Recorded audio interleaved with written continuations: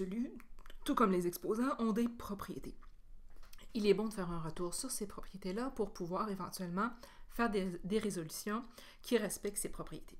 Donc, une valeur absolue d'un nombre, ça permet de considérer ce nombre-là sans tenir compte de son signe. Essentiellement, la valeur absolue d'un nombre va toujours donner ce nombre-là, mais de façon positive. Donc, si par exemple, on regarde les nombreux exemples qui sont ici, vous avez tout d'abord que la valeur absolue d'un nombre est toujours quelque chose de positif. Bien entendu, quand on va faire la valeur absolue d'un nombre, on va également dire que c'est toujours une valeur positive que nous obtenons. Donc, si par exemple, je regarde le premier exemple, la valeur absolue de moins 3,5, c'est 3,5, et bien entendu, ce nombre-là est positif.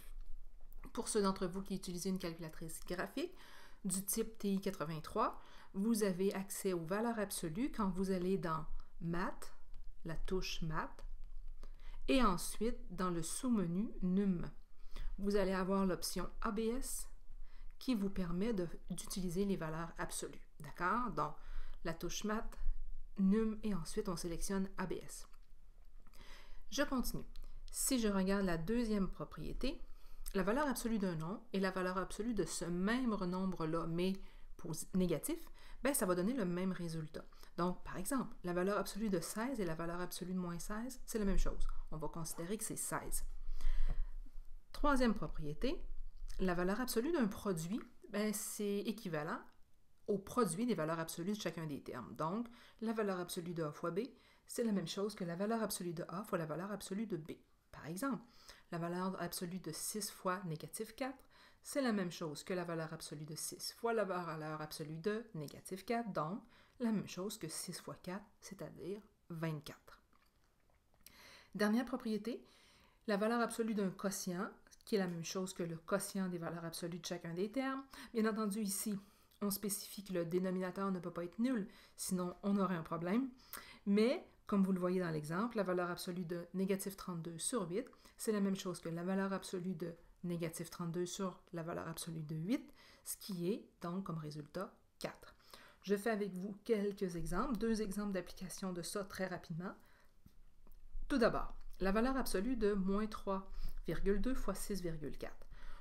On peut dans un premier temps dire que c'est la même chose que la valeur absolue de moins 3,2 fois la valeur absolue de 6,4.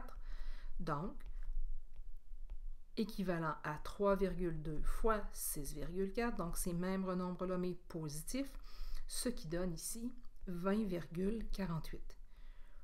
On aurait pu aussi procéder autrement. J'aurais aussi pu le faire de la façon suivante.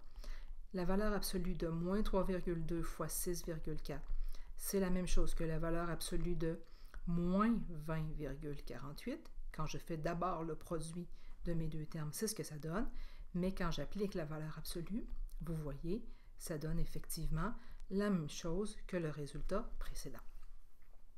Deuxième exemple et dernier exemple, la valeur absolue de 5,3 plus la valeur absolue de moins 5,3.